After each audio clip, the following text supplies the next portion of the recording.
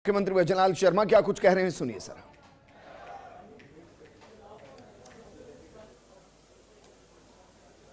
थोड़ा लगना चाहिए कि ओम जी भाई साहब का जयपुर में पहली बार पधारने पर नागरिक अभिनंदन हो रहा है, इसलिए जोर से बोलेंगे भारत माता की, भारत माता की, भारत माता की। आज के इस हम सबके सम्माननीय महामहिम राज्यपाल श्री ओम प्रकाश जी माथुर साहब, जो पहली बार जयपुर के अंदर आप पधारे हैं, एक बार जोरदार तालियों के साथ स्वागत और अभिनंदन।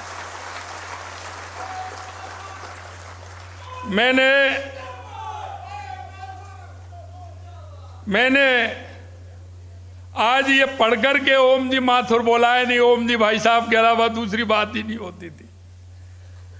और मैं यहां देख रहा हूं कि यहां वो कार्यकर्ता हैं, 80% से ज्यादा वो कार्यकर्ता हैं जिन्होंने ओम जी भाई साहब ने एक एक कार्यकर्ता को आगे बढ़ाने का काम किया है और उनको काम दे करके उनको राजनीति में मजबूत करने का काम किया है। हमारे भारतीय जनता पार्टी के प्रदेश के मुखिया सम्मानीय मदन राठौर साहब, हमारी पार्टी की राष्ट्रीय उपाध्यक्ष पूर्व मुख्यमंत्री सम्मानीय वसुंधरा राजे जी, हमारे विधानसभा के अध्यक्ष सम्मानीय वासुदेव देवनानी जी, मेरी कैबिनेट में उप मुख्यमंत्री श्रीमती दिया कुमारी जी, श्री प्रेमचंद बैरवा जी, पार्टी के हमारे पूर्व प्रदेश अध्यक्ष सम्मानीय अरुण चतुर्वेदी जी, सम्मानीय अशोक परनामी जी, सम्मानीय सीपी जोशी जी, हमारे राज्यसभा के सांसद पार्टी के वरिष्ठ नेता घनश्याम तिवारी जी, हमारी पार्टी के पूर्व प्रतिपक्ष के नेता पार्टी के वरिष्ठ नेता सम्मानीय राजेंद्र राठौड़ जी, हमारे मंत्रिमंडल में हमारे साथी सम्मानीय राज्यवर्धन सिंह जी राठौड़ साहब, हमारी जयपुर की सांसद मंजू शर्मा जी, हमारे ग्रामीण के जयपुर के सांसद राव राजेंद्र जी, इस कार्यक्रम के संयोजक पूर्व सांसद सम्मानीय रामचंद्र बोहरा जी, उप महापौर पुनीत कर्णावत जी, एस अग्रवाल जी, मेरे सामने बैठे पार्टी के वो सभी वरिष्ठ कार्यकर्तागण जो लंबे समय से राजस्थान के अंदर इस पार्टी का काम कर रहे हैं, मंत्रिमंडल के मेरे साथी, सम्मानीय विधायकगण, सम्मानीय सांसदगण, और इस पूरे ऑडिटोरियम में जो पार्टी का काम करते करते उन्होंने इस पार्टी को आगे बढ़ाने का काम किया, ऐसे मेरे सभी भाई और बहनों, सभी कार्यकर्ता बंधुओं, मैं आप सभी का अभिनंदन करता हूं, वंदन करता हूं, आप सभी को नमन करता हूं। मैं सबसे पहले तो माननीय ओम जी भाई साहब को पुनः जयपुर की इस पावन धरती पर पधारने पर अभिनंदन और स्वागत करता हूं। निश्चित रूप से आपका सानिध्य, जब मैं विद्यार्थी परिषद के अंदर काम करता था, पहली बार मेरा आपसे जो मुलाकात हुई थी जब आप किसान संघ में काम करते थे, और आपको ताज्जुब होगा आज गाड़ियों में जाने में दिक्कत होती है। ओम जी भाई साहब मोटरसाइकिल से जाते थे, और मोटरसाइकिल से हमारे दिलबाग सिंह जी थे भरतपुर के अंदर, उनका गांव धौलपुर और भरतपुर के बीच में है, खान सूरजापुर। आपका प्रवास किसान संघ के नाते होता था। पहली मुलाकात मेरी आपसे, मैं विद्यार्थी परिषद में काम करता था, उस समय हुई थी। निश्चित रूप से जब मैं राजनीति में आया 1990 में, जब मेरे को युवा मोर्चे का मंडल अध्यक्ष का दायित्व मिला, तो मैं भाई साहब को, जब मैं जयपुर आया तो मेरी भाई साहब को संगठन महामंत्री के रूप में मेरी मुलाकात हुई, और मैं सौभाग्यशाली हूं, क्योंकि आप सभी ने कहा कि भाई साहब जहां जहां जिन प्रदेशों में गए हैं, मेरे को भी सौभाग्य मिला है। मैं जहां जहां भाई साहब प्रभारी रहे, भाई साहब ने मेरे को आमंत्रित किया। 1992 में सबसे पहले जब अयोध्या का आंदोलन चल रहा था, राम मंदिर का आंदोलन चल रहा, उसमें आपका सानिध्य मिला।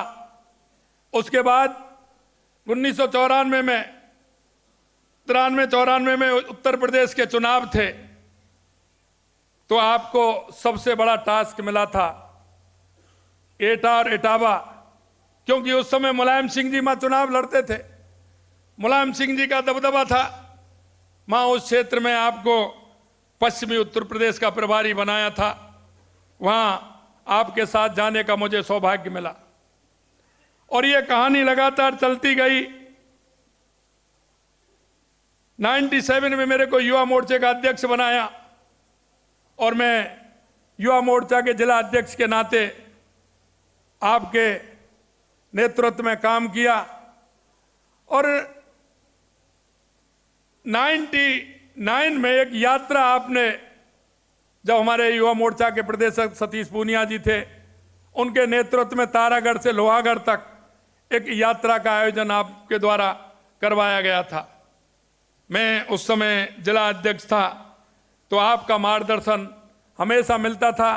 और वो यात्रा एक ऐसी यात्रा थी, क्योंकि 98 में हम चुनाव हारे थे। पहली बार माननीय हमारे पूर्व मुख्यमंत्री और हमारे भारत के पूर्व उपराष्ट्रपति भैरव सिंह जी शेखावत जब उस यात्रा के दौरान अलवर में पहली बार गए थे, और वहां आपका हमने देखा कि जिस तरह से उस यात्रा का आपने पूरी तरह से तारागढ़ से लोहागढ़ तक उस यात्रा का आपने नेतृत्व किया, और उसमें आपने युवा मोर्चा के द्वारा उस यात्रा को निकालने का काम किया। यही नहीं, 2004 के अंदर झारखंड का चुनाव हुआ, जहां प्रभारी थे। प्रभारी होने के नाते आपने मेरे को भी वहां आमंत्रित किया, मैं भी वहां गया। 8-10 कार्यकर्ता भी मेरे साथ थे।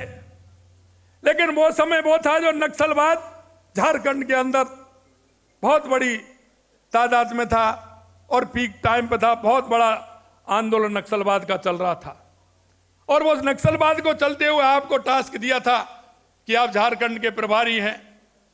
मैं वहां गया, जिस होटल में हम रुकते थे उसी होटल में आप रुके हुए थे।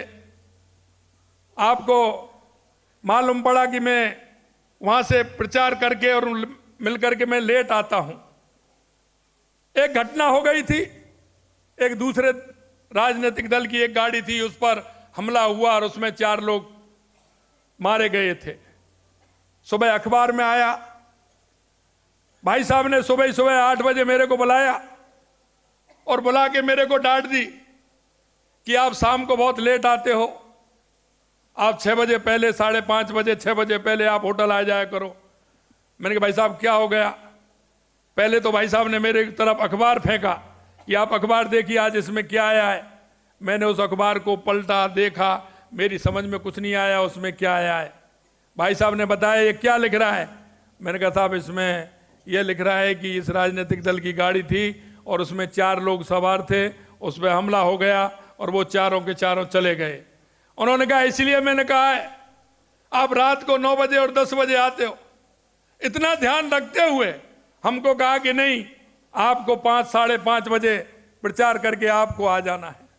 मैं आपसे कहना चाहता हूं कि जिस तरह से भाई साहब ने जो काम किया है और आपके सानिध्य में जो हमने काम सीखा है, हमने देखा है, आपने भाजपा कार्यकर्ताओं के साथ जो आपका स्नेह रहा है वो किसी से छुपा हुआ नहीं है।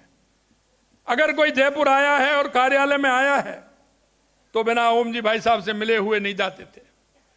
मैं कह सकता हूं कि आपने जिस तरह से एक विचार को लेकर के, एक अपनी संस्कृति और विचार को लेकर के आपने जीवन भर जिस तरह से काम किया है, एक कार्यकर्ता के रूप में काम करते हुए आपने ऊंचाइयों को छुआ है।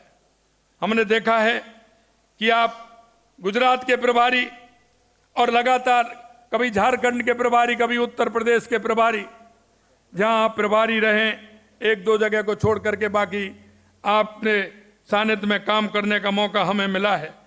मैं कार्यकर्ताओं को इतना कहना चाहता हूं कि भाई साहब ने जो काम किए हैं, निश्चित रूप से भारतीय जनता पार्टी राजस्थान को उसमें से बहुत कुछ सीखने को मिला है।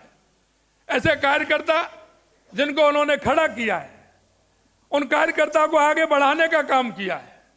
और मैं यही कहना चाहता हूं कि हमारे कार्यकर्ता जब काम करते हैं तो निश्चित रूप से उस विचार को लेकर के चलते हैं। आज धीरे धीरे, क्योंकि हमने देखा है हमारे भरतपुर में तो 93 में पहली बार भारतीय जनता पार्टी का टिकट दिए गए थे, क्योंकि कई जिले ऐसे थे राजस्थान के, वो समझौतों में जाते थे। लेकिन आप संगठन महामंत्री के नाते हमें पता है, आपने पहली बार कहा था कि हम किसी से समझौता नहीं करेंगे, पार्टी सभी सीटों पर चुनाव लड़ेगी। जब सभी सीटों पर हम चुनाव लड़े थे और 93 में दोबारा हमारी सरकार रिपीट हुई थी, क्योंकि राम मंदिर आंदोलन में हमारी सरकार को 90 में गिरा दिया गया था 92 में। मैं आपसे इतना कहना चाहता हूं भाई साहब, आपका सानिध्य हमारे सभी कार्यकर्ताओं को जिस तरह से मिला है, निश्चित रूप से हमारे कार्यकर्ता आपके बताए हुए रास्ते पर निश्चित रूप से चलेंगे। आपका जो समर्पण, कार्यकर्ताओं के प्रति भाव, आप हमें पता है कार्यकर्ताओं को डांटते भी थे, लेकिन अगले क्षण ही आपको पुचकार के उसको बुलाते थे और उसको काम देते थे, और काम दे करके उस कार्यकर्ता के मनोबल बढ़ाने का काम करते थे। आज हम कह सकते हैं कि आप महामहिम बन करके सिक्किम में गए हैं, और मुझे पता है आपको कोई ना कोई टास्क मिलता है। अब आप तो नहीं बताएंगे, लेकिन हम निश्चित रूप से कहना चाहते हैं कि सिक्किम में भी कोई ना कोई टास्क आपको दिया है, इसलिए आपको वहां का राज्यपाल बनाया। मैं आज इस अवसर पर इतना ही आपसे कहना चाहता हूं कि आपका सानिध्य निश्चित रूप से मिले, हम सबका आप मार्गदर्शन करते रहें। आप भले ही महामहिम हैं, लेकिन हम सबका मार्गदर्शन, क्योंकि हम सभी आपसे भाई साहब कहते हैं, और ये वास्तविकता है।